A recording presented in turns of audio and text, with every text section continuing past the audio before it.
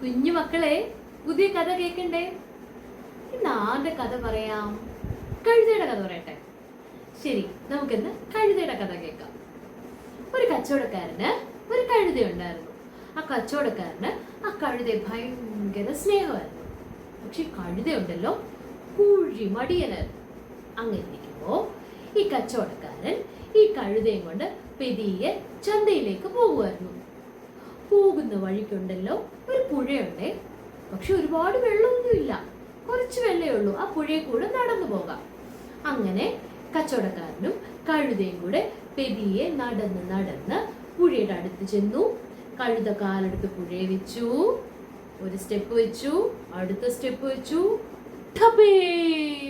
കഴുത വീണു. കഴുത കരയാൻ തുടങ്ങി. കച്ചവടക്കാരനും ഭയങ്കര സങ്കടമായി.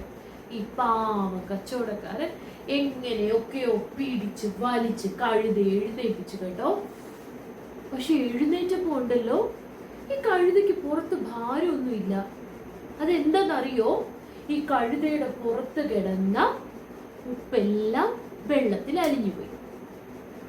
പിറ്റേ ദിവസം വീണ്ടും നമ്മുടെ കച്ചവടക്കാരൻ ഈ കഴുതയുടെ പുറത്ത് ഒരു ചാക്കുപ്പും വെച്ചോണ്ട് പെതിയെ നടന്നു. ദാ നമ്മുടെ പുഴയെത്തി. കഴുതേന്റെ തൊട്ടടുക്കലെത്തി. കഴുത കാലെടുത്ത് പുഴയെ വെച്ചു. ഒരു സ്റ്റെപ്പ്, രണ്ട് സ്റ്റെപ്പ്, ടപേ! കഴുത താഴെ വീണു. പക്ഷെ ഇത്തവണ ഈ കഴുത ഉണ്ടല്ലോ, അറിഞ്ഞുകൊണ്ട് വീണതാ. എന്തിനാ? വീണ് കഴിഞ്ഞാല് ഈ ഉപ്പെല്ലാം വെള്ളത്തിൽ പോവും. പിന്നെ ഭാരം ചുമക്കണോ? വേണ്ട.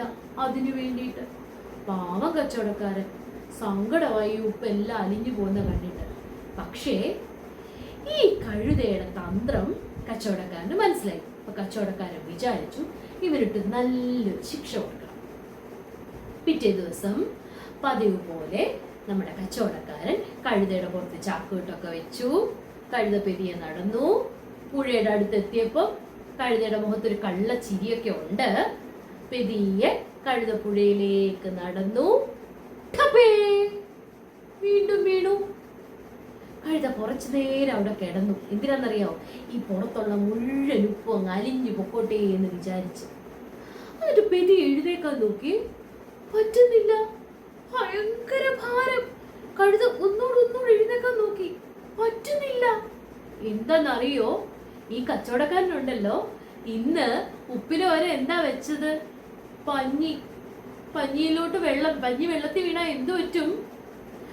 ആ വെള്ളത്തെ മുഴുവൻ പഞ്ഞി വലിച്ചെടുക്കും. എന്നിട്ട് കഴുതയ്ക്ക് ഇരട്ടി ഭാരമായി. ഈ കച്ചവടക്കാരൻ ഒരു വടിയെടുത്ത് ഈ കഴുതക്കിട്ട് നല്ല അടി കൊടുത്ത് എഴുന്നേൽപ്പിച്ച് അടിച്ചടിച്ചാണ് വീട്ടിൽ കൊണ്ടുപോയി. മക്കളെ, ഈ കഥയിൽ നിന്ന് പഠിക്കുന്ന ഗുണപാഠം എന്താണ്? ഒന്ന്, മടിയൻ മല ചുമക്കും. രണ്ടാമതായിട്ട്, ആരെയും പറ്റിക്കരുത്. കാരണം എന്താ? നമ്മൾ ആരെയെങ്കിലും പറ്റിച്ചാൽ നമുക്ക് അതിനുള്ള ശിക്ഷ കിട്ടും. പുതിയ കഥകളുമായിട്ട് ഉടനെ വരാം കേട്ടോ. പോകല്ലേ?